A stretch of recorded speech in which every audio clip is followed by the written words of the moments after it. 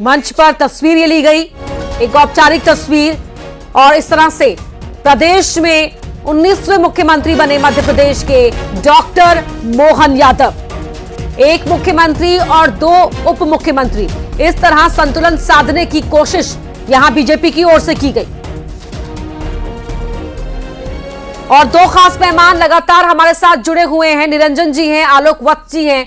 निरंजन जी, पहले आपकी बात पूरी नहीं हो पाई थी, इससे पहले कि वत्स जी नाराज हूं, मैं उनका रुख करूं, लेकिन पहले आप अपनी बात कंप्लीट कर लीजिए।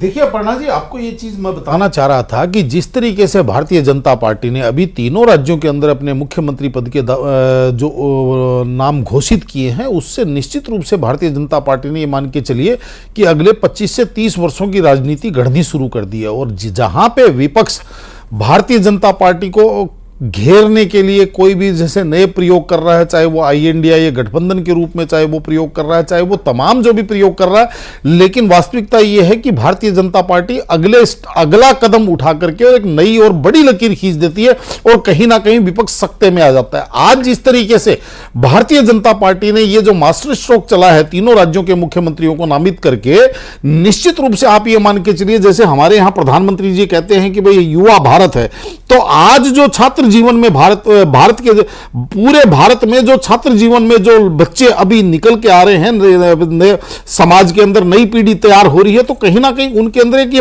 प्रेरणा स्रोत होगा, क्योंकि तीनों मुख्यमंत्री, तीनों राज्यों के मुख्यमंत्री, उनका जो सार्वजनिक जीवन की शुरुआत हुई है वो अखिल भारतीय विद्यार्थी परिषद से शुरू हुई है। तो कहीं ना कहीं उनकी राजनीति में या पहले पायदान से शुरुआत हुई, उनकी राजनीति में भी रुचि बढ़ेगी। और मेरे हिसाब से इसी से भारतीय जनता पार्टी के अंदर भी उनकी शायद झुकाव उनका रहेगा। तो नई लकीर खींची गई है आलोक वत्स जी, जहां पर नई लकीर खींची गई है, युवाओं को प्रेरित किया गया है इस एक अपने मूव के जरिए। लेकिन ये विपक्ष की ओर से ये भी कहा जा रहा है कि देखिए मास्टर स्ट्रोक बताया जा रहा है बीजेपी की ओर से, लेकिन ये तो एडजस्टमेंट है, एक मुख्यमंत्री 2 उप मुख्यमंत्री। देखिए अपना जी, बीजेपी ने जो ऐतिहासिक जीत दर्ज किया और किसके नेतृत्व में किया ये मुझे बताने की जरूरत नहीं है। तो 18 वर्ष के शासन के बाद अगर फिर वहां की जनता आपको 5 वर्ष के लिए प्रचंड बहुमत से वापसी करती है, इसका मतलब उनको उस वहां की जनता को आपकी कार्य पे भरोसा है, आपके नेतृत्व पे भरोसा है। प्रधानमंत्री ने सिंगल हैंडेड सारी बागडोर अपने हाथ में थामी थी और उन्होंने जो गारंटी दी थी उसको जनता ने आत्मसात किया, उस पर भरोसा किया। और बीजेपी दुनिया की सबसे बड़ी पार्टी के रूप में आज खड़ी है। तो हमारे यहाँ कार्यकर्ताओं की फौज है, देदीप्यमान कार्यकर्ता है, देवतुल्य कार्यकर्ता है, डेडिकेटेड कार्यकर्ता है, इंटीग्रेटेड कार्यकर्ता है। तो आज उन लोगों के मन में जो उत्साह है, मैं भी एक कार्यकर्ता रहा हूं, कि कोई भी ऊंचे पद पर जा सकता है। आज जो ऊर्जा कार्यकर्ताओं में भरी है वो 2024 में आपको दिखाएगा कि 400 पार ले जाके ही वो दम रखेंगे। तो ये एक बहुत बड़ी चीज है। लोग जिस एक बार बैठ जाते हैं जिस पद पर, वो मरते दम तक वेंटिलेटर पर भी चाहते हैं कि हम उसी पोस्ट पर बने रहें। ये परंपरा वेंटिलेटर वाली टूटी है। अब कुछ दिन आपने काम किया, लंबे समय से काम किया, अब आप चलिए एक तरफ रहिए, लेकिन आपने देखा न कोई विद्रोह हुआ, न कोई बागीपन हुआ, न कोई अगल बगल में मीटिंग हुई जो सब कांग्रेस में देखने को मिलती थी। आपने देखा कि कांग्रेस में राजस्थान में यही जो अभी इनके चीफ अध्यक्ष हैं, ये गए थे तो एमएलए ने मिलने में से मना कर दिया। वो जो इनके मुख्यमंत्री थे वो अध्यक्ष पद के लिए हाँ कर दिए, अब फिर बाजी पलटी मार दिए। सोनिया गांधी और राहुल गांधी मुंह ताकते रह गए। ये सब बीजेपी में नहीं होने वाला है। जी, अनुशासन है बीजेपी के अंदर है, अनुशासन, कड़ा अनुशासन है, अनुशासन नहीं, कड़ा अनुशासन। जी एक बात में एक और सवाल इसमें ऐड कर रही हूँ, क्योंकि शिवराज सिंह चौहान का भी जिक्र करना यहाँ पर जरूरी हो जाता है। उनका आज एक बहुत बड़ा बयान आया है शपथ से पहले, कहा कि अब विदा जस की तस रखी दीनी चदरिया। निश्चित रूप से देखिए अपर्णा, इस चीज को आपको ये चीज समझना पड़ेगा कि मानविक प्रकृति है और कोई भी व्यक्ति देखिए संवेदनाओं से चलता है। कोई भी व्यक्ति के हृदय के अंदर दुख सुख खुशी गम ये सारी चीजें होती हैं कहीं ना कहीं शिवराज सिंह जी। लेकिन एक चीज आपने देखा होगा कि शिवराज सिंह जी ने जैसे कल संतुष्टि जताई कि एक भारतीय जनता पार्टी का साधारण कार्यकर्ता यानी कि शिवराज सिंह जी स्वयं के लिए बात कर रहे थे कि मुझे 18.5 साल इन्होंने भारतीय जनता पार्टी ने मुझे इतना दिया कि मुझे मध्य प्रदेश का 18.5 साल तक मुझे मुखिया बना करके रखा गया। तो निश्चित रूप से देखिए उन्होंने उस चीज के ऊपर संतोष भी जताया। साथ में आपने अभी जो एक बात कही थी, जो आलोक जी से आपने पूछा था कि विपक्ष कह रहा है कि ये तो एडजस्टमेंट है कि भाई एक मुख्यमंत्री 2 उप मुख्यमंत्री। आपको ये भी फर्क समझना पड़ेगा अपर्णा जी कि एक समय हुआ करता था जब सत्ता के अंदर संघर्ष हुआ करता था, छीना झपटी हुआ करती थी, सरकार की छीना झपटी होती थी और उस छीना झपटी के अंदर कहीं ना कहीं बीच का रास्ता निकाल करके और उप मुख्यमंत्री बनाया जाता था केवल और केवल सत्ता के अंदर हिस्सेदारी करने के लिए। लेकिन यहां पे जो जिस तरीके से भारतीय जनता पार्टी ने उत्तर प्रदेश से यह प्रयोग चालू किया कि एक मुख्यमंत्री और 2 उप मुख्यमंत्री, यह प्रयोग आज इन्होंने साबित कर दिया कि यह सत्ता की द्रुत गति के लिए यह प्रयोग किस तरीके से चलाया जाता है कि नहीं कि सत्ता के अंदर जनता के कार्यों के लिए स्पीड आए, द्रुत गति से आए और राज्य की रफ्तार जो है वो वंदे भारत की तरह 180 की स्पीड में चले। आलोक वत्स जी, क्या आप भी इंतजार में थे कि शायद प्रधानमंत्री मोदी संबोधित करें? देखिए अमूमन ऐसे जगहों पर जितने भी लोग आते हैं या जितने भी लोग टेलीविजन से जुड़े होते हैं या जो पब्लिक फील्ड में आती है वो प्रधानमंत्री मोदी को सुनना चाहती है। लेकिन जैसा कि आपने शुरू में ही बता दिया कि आज बहुत टाइट शेड्यूल है, शायद एक जगह और भी सीएम का शपथ ग्रहण छत्तीसगढ़ में है तो उनको वहां जाना होगा। तो अगर वो ये संबोधन वगैरह में लग जाते तो शायद उन कार्यक्रमों में देरी हो जाती इस कारण से। लेकिन एक चीज आपको बता दूं, जो डिप्टी चीफ मिनिस्टर का post is not a constitutional post. जी जी, ये सिर्फ बैलेंसिंग एक्ट करने के लिए बनाया जाता है। क्योंकि हमारे बिहार के मुख्यमंत्री भी एबीपीटी से ही आते थे, सुशील मोदी जी हमारे करीबी मित्र भी रहे हैं, कि वहां पर ये सेरेमोनियल पोस्ट है। Official you are just a cabinet minister. आपको चाहे उपनाम दे दिया गया हो, तो ये जहां जहां भी ये चीजें हो रही हैं तो ये कहने में कोई गुरेज नहीं है कि 2024 भी नजर में है और उसी हिसाब से इन चीजों को बैलेंस करके आगे सुशील मोदी भी उप मुख्यमंत्री रहे, तेजस्वी यादव भी रहे उप मुख्यमंत्री, तो तेजस्वी यादव तो हैं। हाँ, तो बैलेंस करने की कोशिश की गई है। यहाँ पर एक सवाल ये भी हो जाता है, बैलेंस की बात की जा रही है। कांग्रेस के बहुत से नेता ये आरोप भी लगाते रहे हैं, क्योंकि यहाँ पर बात करनी जरूरी हो जाएगी, क्योंकि कि जातिगत जनगणना का जब वो समर्थन करते हैं तो बीजेपी कहती है कि भाई आप जाति के आधार पर समाज को बांटने का काम कर रहे हैं। लेकिन यहाँ पर खुद भी कांग्रेस की रणनीति ने ही मजबूर कर दिया बीजेपी को कि वो अलग अलग जाति समाज वर्ग से किसी को पद दे। इस पर क्या कहेंगे आप? देखिए, ये लोग भ्रम फैला रहे हैं। ये बहुत डिबेट्स में मैं इस चीज को सुन चुका हूं कि बीजेपी जातिगत जनगणना के खिलाफ है। बीजेपी जातिगत जनगणना के खिलाफ है ही नहीं। बिहार से जातिगत जनगणना चालू हुई, बिहार में एक जातिगत जनगणना आई जिसका आंकड़ा आपके सामने रखा गया, जो मेरे हिसाब से फर्जी है, क्योंकि वहां जातिगत जनगणना जिस सुचारू और सूक्ष्म ढंग से होना चाहिए वो नहीं हुआ।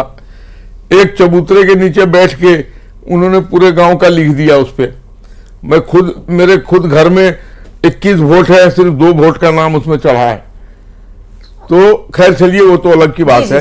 लेकिन वो जो जातिगत जनगणना हुई उसकी जो कवायद शुरू हुई उस समय हम जेडीयू के साथ सरकार में थे। अच्छा। और हमारे मंत्रियों की भी सहमति थी उस प्रपत्र पर। तो आप कह रहे हैं कि बीजेपी का खिलाफ जो बनाया जा रहा है वो दरअसल एजेंडा है विपक्ष का। यहाँ पर निरंजन ऑब्वियसली जब हमने दस्तखत किया और उसके बाद वो कवायद शुरू हुई तो आप कैसे कह सकती हैं कि हम उसके खिलाफ थे? नहीं, मैं नहीं कह रही हूँ। नहीं, आप मतलब कोई भी जी कैसे कह सकते हैं? यहाँ पर सवाल आप चुनौतियों की भी बात कर लेते हैं, क्योंकि लगभग 18 साल रहे शिवराज सिंह चौहान प्रदेश के मुख्यमंत्री और काफी लोकप्रिय रहे। कल भी तस्वीर आ रही थी जब कुछ महिलाएं बहुत भावुक हो गई थी और लाडली बहना उनसे मिलकर। अब आपको क्या लगता है किस तरह से, क्योंकि उस लेगेसी को भी बनाए रखना होगा सीएम मोहन यादव को और साथ ही अपने एक स्टाइल में अपनी पहचान को भी बनाना होगा। निश्चित रूप से अपर्णा जी, देखिए इस समय मेरे हिसाब से तीनों ही मुख्यमंत्री जिस तरीके से अब नए उन्होंने पदभार संभाला है तो उनके लिए एक चुनौती तो निश्चित रूप से है। अगर बात करें मध्य प्रदेश की, तो मध्य प्रदेश के अंदर जिस तरीके से भारतीय जनता पार्टी की सरकार, या यूं कहें कि शिवराज सिंह जी की सरकार मध्य प्रदेश की जनता के हृदय तक पहुंची थी, जिस तरीके से लाडली बहना योजना और तमाम जो एक लखपति बेटी और तमाम बहुत सारी ऐसी योजनाएं थी जिनके अंदर विशेषकर कन्याओं को और महिलाओं को जिस तरीके से प्राथमिकता दी गई थी और लोगों के हृदय तक वो सरकार निरंजन जी, आ रही हूं मैं आपके पास वापस लौट के। शैलेंद्र भदौरिया हमारे सहयोगी भी हमारे साथ जुड़ गए हैं। शैलेंद्र, मुख्यमंत्री उप मुख्यमंत्री की शपथ तो हो गई, किसी मंत्री की कोई शपथ नहीं हुई, क्या है कैबिनेट को लेकर जानकारी? बिल्कुल, मध्य प्रदेश के नए मुख्यमंत्री डॉक्टर मोहन यादव के शपथ ग्रहण कार्यक्रम संपन्न हो चुका है। उनके साथ 2 डिप्टी सीएम जगदीश देवड़ा और राजेंद्र शुक्ल ने शपथ ली है और अब जो है वो यहां से प्रधानमंत्री नरेंद्र मोदी अब रवाना होने वाले। और जिस बात का आपने जिक्र किया कि मंत्रिमंडल का क्या होगा, तो बिल्कुल ये बताया जा रहा है कि संगठन के मुखिया बीडी शर्मा और नए मुख्यमंत्री डॉक्टर मोहन यादव दोनों लोग आज और वरिष्ठ नेताओं के साथ आज मंथन होगा और जो संभावित प्रत्याशी, माफ कीजिएगा, जो संभावित जो मंत्री हैं उनको नामों को लेकर मंथन होगा और बाकायदा एक सूची लेकर वो दिल्ली रवाना होंगे और दिल्ली दरबार में फाइनल होगा कि आखिर मध्य प्रदेश में मोहन यादव के कैबिनेट में कौन कौन लोग शामिल होंगे। उम्मीद यही जताई जा रही है कि जो पुराने मंत्री हैं उसमें से कई लोगों को इस बार जगह मिल सकती है। देखिए, मध्य प्रदेश में शिवराज कैबिनेट में कुल 29 मंत्री थे जिसमें से 12 मंत्री जो है वो चुनाव हार चुके हैं। तो ऐसे में मध्य प्रदेश के नए मुख्यमंत्री के पास ये ऑप्शन बचता है कि 12 नए लोगों को मंत्रिमंडल में शामिल कर सकते हैं। लेकिन उसके उलट अगर ये भी देखें तो कि शिवराज कैबिनेट में कई ऐसे बड़े दिग्गज नेता थे जिनको मंत्रिमंडल में जगह नहीं मिली थी, चाहे वो अजय बिश्नोई हो, शैलेंद्र जैन हो, प्रदीप लारिया हो या फिर रामपाल सिंह हो। तमाम जैसे जो लोग थे जिनको मंत्रिमंडल में जगह नहीं मिली थी, उसके पहले वो लगातार मंत्री रहे थे। तो ऐसे में क्या जो लोग चौथे कार्यकाल में शिवराज जी के जो चौथा कार्यकाल था उसमें जो लोग मंत्री नहीं बन पाए थे, क्या उनको जगह मिलेगी या फिर नए चेहरों को लेकर जगह मिल सकती है? क्योंकि देखिए, जिस तरीके से बीजेपी आला कमान ने सीएम चुनने में जो फैसले लिए हैं वो ये बताते हैं कि पुराने चेहरों से ज्यादा नए चेहरों को तरजीह दी जा रही है। जिस तरीके से चाहे छत्तीसगढ़ की बात हो, मध्य प्रदेश की बात हो या फिर हाल ही में जिस तरीके से राजस्थान में पहली बार के विधायक को सीएम बना दिया गया, तो ऐसे में ये संभावनाएं बहुत अधिक है कि जो लोग नए लोग विधायक चुनकर आए हैं, जो पहली बार विधायक चुन के आए हैं, युवा है, उनकी जो है प्रमुखता जो है मंत्रिमंडल में हो सकती है। उसके अलावा महिलाओं को लेकर भी इस बार कुछ ज्यादा ही हो सकता है, क्योंकि पिछले कार्यकाल में देखें तो 3 महिला जो थी वो मंत्रिमंडल में शामिल थी और इस बार ये बताया जा रहा है कि इनकी संख्या भी बढ़ सकती है। तो अब देखना होगा कि सबकी निगाहें जो है, प्रदेश की निगाहें और जो 163 विधायक चुन के आए उन सब की निगाहें लौटूंगे आपके पास। आलोक जी, मंत्रिमंडल को लेकर क्या कहेंगे आप? वहां पर किस तरह से बैलेंसिंग एक्ट अपनाया जा सकता है? देखिए, ये सब चीजें तो शीर्ष नेतृत्व का होता है और लेकिन इतना जरूर कहूंगा कि आप लोगों की भागीदारी इसमें बहुत बढ़ेगी। अच्छा, आप लोगों से मेरा अभिप्राय है, महिलाओं से, जी, महिलाओं से, इसके लिए आप लोगों को खुशी मनानी चाहिए कि हम ही लोग हैं जिन्होंने जो कहा वो किया। लोग आरक्षण बिल की बात करते रहे लेकिन उसको असली जामा किसी ने नहीं पहनाया, उसको असली जामा हम ही ने पहनाया है। अब वो दिन भी अब दूर नहीं है जब आपका समुदाय पार्लियामेंट में हक से 33% बैठा हुआ नजर आएगा। जी, निरंजन अब जी, 1-2 साल की जो देर है, जो उसमें जातिगत जनगणना और परिसीमन की जो एक फॉर्मेलिटी है वो तो करनी ही पड़ेगी। उसके बाद और ये जो कांग्रेस के लोग बार बार चीख कर बोलते थे कि इसमें ओबीसी का प्रावधान नहीं है, इसमें मुस्लिम महिलाओं के लिए कोई आरक्षण नहीं है, तो मैं आपको याद दिला दूं कि कांग्रेस ने भी ये आरक्षण बिल लाया था जो राज्यसभा से पारित हो गया था और लोकसभा में अटक गया था। उनके उस बिल में कहीं भी इस चीज का प्रावधान नहीं था कि इसमें ओबीसी और मुस्लिम महिलाओं को आरक्षण दिया जाए।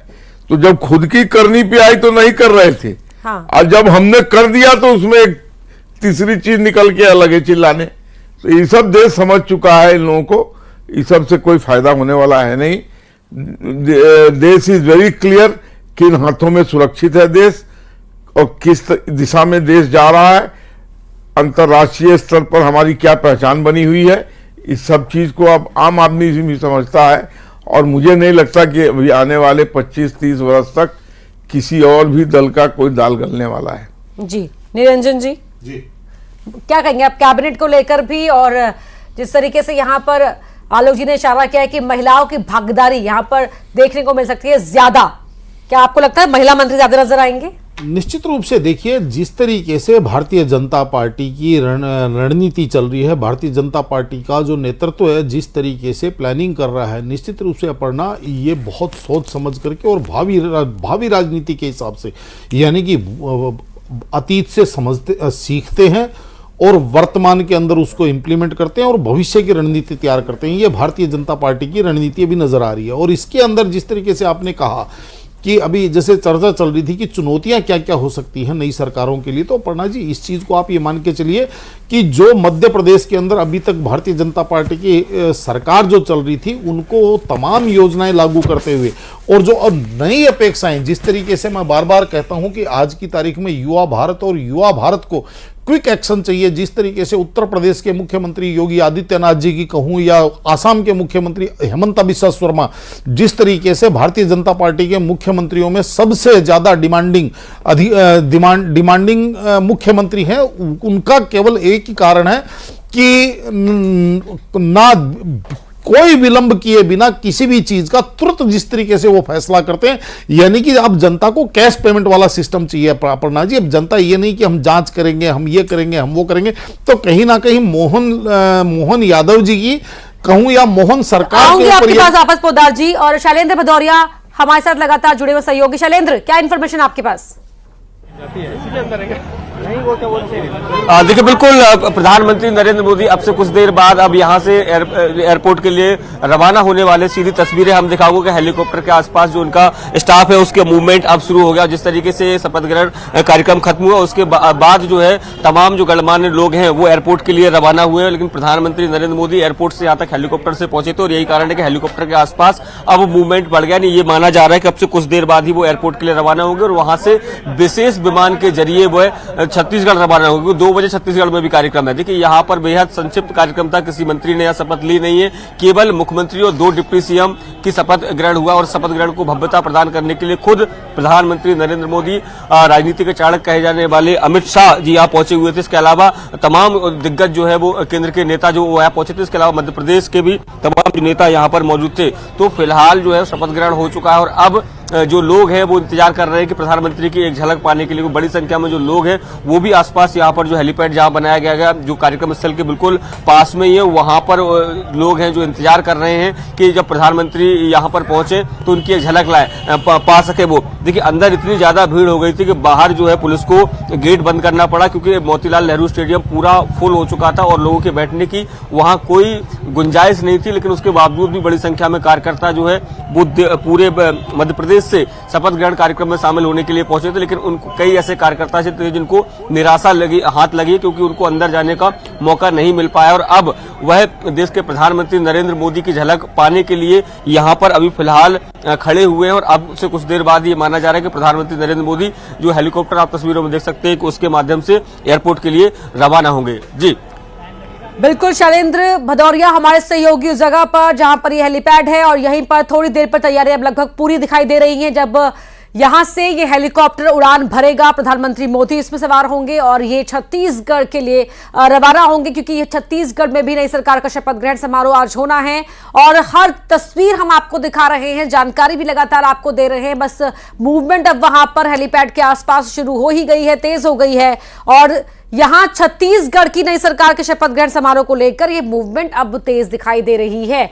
अगर बात करेंगे, लौटूंगे आपके पास शैलेंद्र, लेकिन तस्वीरें यहां पर दिखा रहे हैं। देखिए, डॉक्टर मोहन यादव प्रदेश के मुख्यमंत्री के तौर पर शपथ लेते हुए, डिप्टी सीएम के तौर पर राजेंद्र शुक्ल और जगदीश देवड़ा, नई सरकार का ये शपथ ग्रहण, उसकी तस्वीरें टीवी स्क्रीन पर आपके। राज्यपाल मंगूभाई पटेल ने ये शपथ दिलवाई है। सीएम मोहन यादव को भी और उप मुख्यमंत्री जगदीश देवड़ा, उप मुख्यमंत्री राजेंद्र शुक्ल को भी। तस्वीरें हम लगातार आपको दिखा रहे हैं और समापन समारोह के बाद अब सीधा वहां से रवानगी हो रही है छत्तीसगढ़ के लिए तमाम विशिष्ट मेहमानों की भी, और प्रधानमंत्री नरेंद्र मोदी भी छत्तीसगढ़ में विष्णु सचाई के शपथ ग्रहण समारोह में शामिल होने के लिए पहुंचेंगे। और बेहद टाइट स्केड्यूल आज का, लेकिन छत्तीसगढ़ मध्य प्रदेश को आज नई सरकार और चुनौतियां मोहन यादव के सामने भी रहेंगी, मुख्यमंत्री मोहन यादव के सामने भी रहेंगी। तो शैलेंद्र चौहान हमारे सहयोगी हमारे साथ लगातार जुड़े हुए हैं, आप तक सुबह से तस्वीरें पहुंचा रहे थे लाल परेड ग्राउंड से। शैलेंद्र, अब क्योंकि समापन समारोह पूरा हो चुका है, बीच में नारेबाजी हो रही थी, मोदी मोदी के नारे लगाए जा रहे थे, अब कार्यकर्ताओं का जोश, क्या प्रतिक्रिया वहां पर देखने को मिली, क्या कहना था? देखिए, अभी हमने यहाँ पर शपथ ग्रहण समारोह के बाद जो दोनों डिप्टी सीएम और सीएम मोहन यादव, उनकी धर्मपत्नी, उनका परिवार था, उन सबसे बात की। सब खुश थे, सभी ने कहा कि और विकास के रास्ते में मध्य प्रदेश आगे बढ़ेगा। पूरा परिवार सभी नेताओं का यहाँ था। एक हम आपको ताजा अपडेट और दे दें कि ये यहाँ पर जो मंच के पीछे ग्रीन रूम बना हुआ, यही प्रधानमंत्री नरेंद्र मोदी अभी मौजूद है और उनके साथ केंद्रीय गृह मंत्री अमित शाह और मध्य प्रदेश और देश की टॉप लीडरशिप अभी भी इस मंच के पीछे ग्रीन रूम में मौजूद है। और यहां पर एक बड़ी बैठक हो रही है, यहां पर तमाम वो वीवीआईपी नेता बैठे चर्चा कर रहे हैं। निश्चित ही यहां पर यह चर्चा बहुत ही महत्वपूर्ण है, क्योंकि शपथ ग्रहण समारोह के बाद सभी नेता यहां पर एक साथ एक जगह पर मौजूद है। और यहां पर अब क्योंकि मोहन यादव की अब नई कैबिनेट भी बनना है, लेकिन पीएम मोदी अभी यहां रुके हुए हैं। पीएम मोदी सबसे बात कर रहे हैं और निश्चित ही कोई ना कोई मध्य प्रदेश को लेकर, छत्तीसगढ़ को लेकर और जो दूसरे राज्यों में चुनाव होना है, लोकसभा चुनाव है, उसको लेकर यहां पर एक कोई चर्चा होना है। तो ये रेखा को लेकर भी बीजेपी सक्रिय है और ये रही है, जिसके बारे में हम और जानकारी अभी निकालेंगे। लेकिन यहां पर शपथ ग्रहण के बाद सभी जो बड़े प्रमुख नेता एक ही जगह ग्रीन रूम में बैठे हुए हैं और अहम चर्चा हो रही है।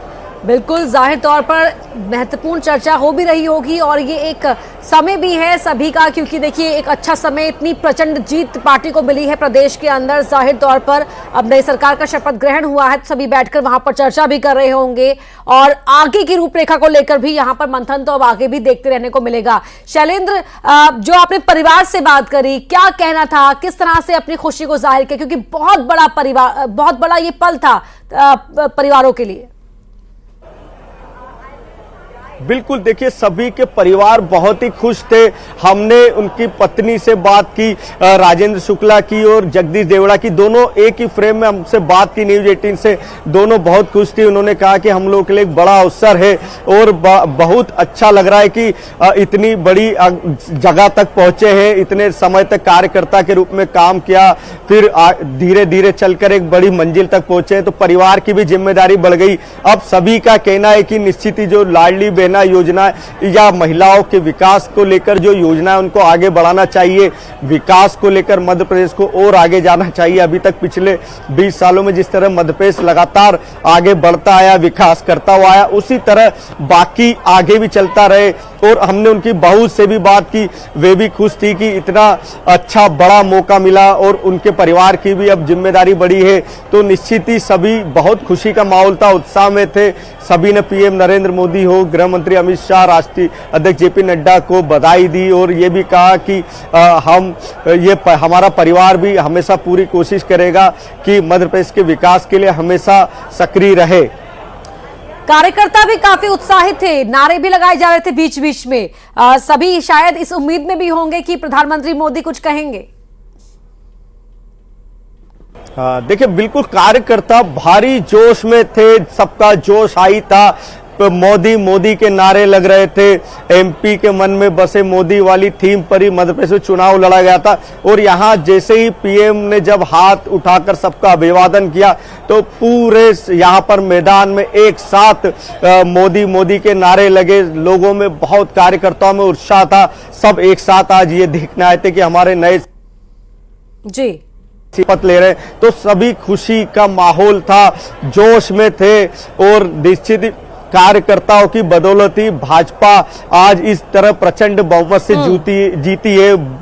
जो बूथ मैनेजमेंट है बीजेपी का, वो हमेशा मास्टर माना जाता है कभी भी चुनावी मैदान में, और इस बार भी बूथ मैनेजमेंट जीत के लिए मेहनत करता है, जीत का खाका जो तैयार करता है, और तभी इतनी बड़ी जीत मिलती है। ये तो इसका तो श्रेय निरंजन जी देना ही होगा भारतीय जनता पार्टी को।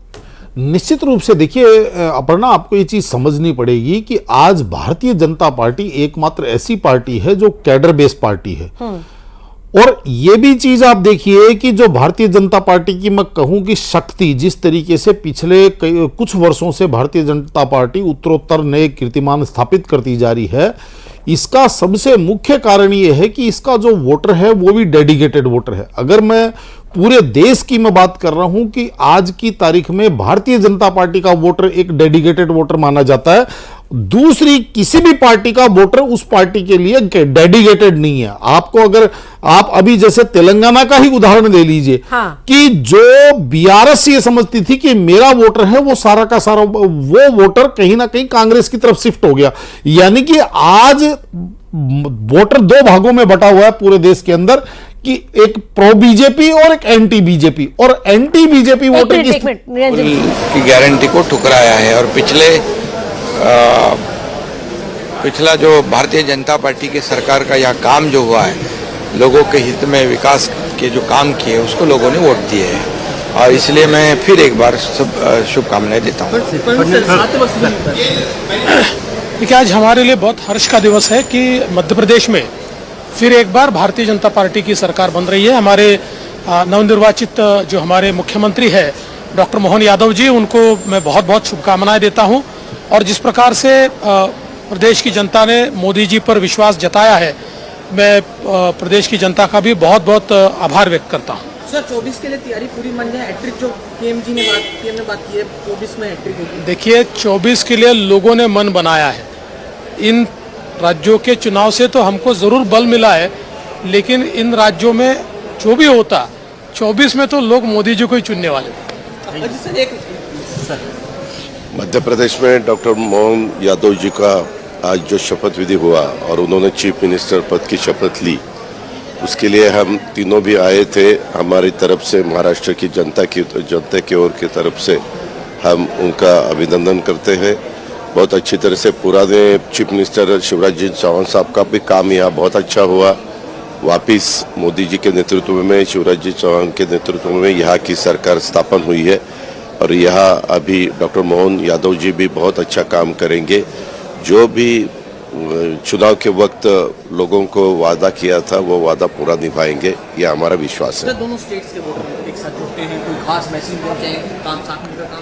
नहीं, काम तो हम साथ करेंगे ही करेंगे। उनका जो जिस डिसीजन में उनका फायदा होगा उसमें हम उनको सपोर्ट करेंगे, जिस डिसीजन में हमारा फायदा होगा उसके बारे में डॉक्टर मोहन यादव हमें महाराष्ट्र में सपोर्ट करेंगे। धन्यवाद। Thank you. तो सुना आपने डिप्टी सीएम अजीत पवार को, देवेंद्र फडणवीस को और साथ ही मुख्यमंत्री एकनाथ शिंदे को भी किस तरीके से यहाँ पर शुभकामनाएं दी गई हैं मध्य प्रदेश के मुख्यमंत्री को। और निरंजन जी, उस वक्त आप कुछ कह रहे थे सर, अपनी बात कंप्लीट कर। तो मैं ये कह रहा था अपर्णा जी कि आज भारतीय जनता पार्टी के अंदर ये विशेषता है कि उसका जो वोटर है वो उसका वोटर है, बाकी अन्य पार्टियों का वोटर केवल आप ये समझ के चलिए कि भारतीय जनता पार्टी को हराने के लिए वोटर है। अगर उदाहरण के तौर पर अगर राज्यों वार में आपको बताऊं तो आज जैसे दिल्ली के अंदर आप देखेंगे कि अगर भारतीय जनता पार्टी को हराती हुई कांग्रेस दिखेगी तो वो वोटर कांग्रेस की तरफ चला जाएगा। वो आम आदमी पार्टी हराती हुई दिख रही है तो आम आदमी पार्टी की तरफ जा रहा है। सेम यही स्थिति उत्तर प्रदेश के अंदर भारतीय जनता पार्टी को हराती हुई सपा दिख रही है तो वो सपा की तरफ चला जाएगा। जिस दिन उनको लगेगा कि भारतीय जनता पार्टी को बीएसपी हरा रही है, बीएसपी की तरफ चला जाएगा। तो ये जो भारतीय जनता पार्टी की ताकत है, उसका जो डेडिकेटेड वोटर, उसका जो कमिटेड काडर और उसका जो वर्तमान नेतृत्व है, जो आप ये मान के चलिए धरातल से लेकर के सोचता है, इस कैडर की भी परवाह करता है, उस वोटर की भी परवाह करता है। आज ये भारतीय जनता पार्टी की सबसे बड़ी ताकत भी है और मेरे हिसाब से यही जो चीजें हैं ये अब आपको परिणामों में फलीभूत होती हुई दिख रही है। बाकी विपक्ष की बात करेंगे अपर्णा जी, तो विपक्ष केवल और केवल दूसरे की लकीर को छोटा करने में लगा हुआ है, यानी कि भारतीय जनता पार्टी या मोदी जी का कुर्ता खींचने में लगा हुआ है। वो अपनी लकीर को बड़ा नहीं कर रहा। आज जिस तरीके से भारतीय जनता पार्टी अखिल भारतीय विद्यार्थी परिषद से आए हुए 3 कार्यकर्ताओं को अगर प्रदेश का मुख्यमंत्री बनाती है, यही एक समय हुआ करता था जब कांग्रेस के अंदर सेवा दल से आए हुए लोगों को निकाल करके, चाहे आप कमलनाथ जी को ले लीजिए, चाहे अशोक गहलोत जी को ले लीजिए, ये तमाम लोग जो है सेवा दल के कार्यकर्ता हुआ करते थे, जिनको कांग्रेस ने उस समय बड़ी जिम्मेदारी दी थी, बड़ा नेता बनाया था। युवावस्था के अंदर इनको ऐसे ही बहुत बड़ी जिम्मेदारी दी थी। लेकिन अब जो पिछले 15-20 वर्षों से कांग्रेस के अंदर जो जंग लगा है, या यूं कहें कि कांग्रेस के अंदर एक, आप ये मान के चलिए, एक नई परंपरा बन गई, और वो परंपरा बन गई चरण पादुका परंपरा। और जिस तरीके से जो व्यक्ति 10 जनपद के ज्यादा नजदीक है, वो व्यक्ति आप ये मान के चलिए चाहे कितना ही वो आराम पसंद हो, चाहे वो कितना ही योग्य हो अयोग्य हो, लेकिन कहीं ना कहीं पुरस्कार जो है उसको, उपहार उसको मिलता है। तो ये जो चीज है, इससे मेरे हिसाब से कार्यकर्ता भी निराश होता है, इससे वोटर भी इससे जुड़ता, कनेक्ट नहीं होता है। और आज की तारीख के अंदर अपर्णा जी, एक चीज और बहुत बड़ा परिवर्तन आ गया, इसलिए देश की राजनीति बदलने की जरूरत है। और वो भारतीय जनता पार्टी कदाचित परस्पर नए नए आयाम धर रही है।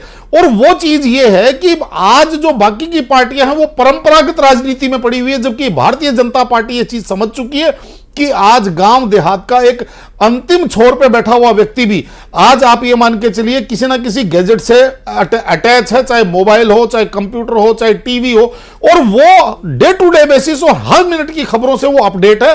तो इतना मेरे हिसाब से कोई भी व्यक्ति आप ये मान के चलिए समझदार है कि जब वो सारी चीजों को बड़ी नजदीक से देखता है तो वो अपना निर्णय स्वयं बनाता है। और भारतीय जनता पार्टी यूथ से तो कनेक्ट हो गया है, और समय के साथ साथ जो राजनीति में परिवर्तन आया उसे आपने बखूबी यहाँ पर एक्सप्लेन भी कर दिया है।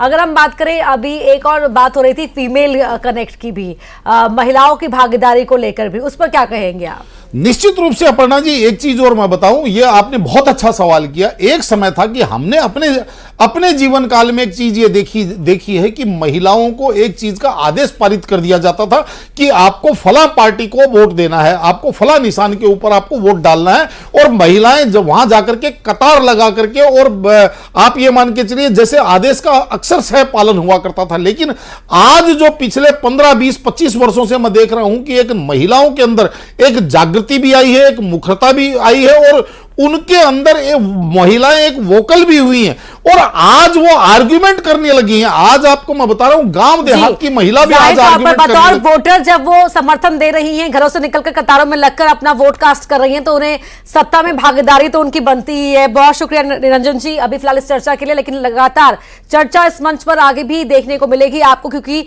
न्यूज 18 मध्य प्रदेश छत्तीसगढ़ पर आपको मिलेगी हर सटीक जानकारी, हर सही तस्वीर। बनी रहिए।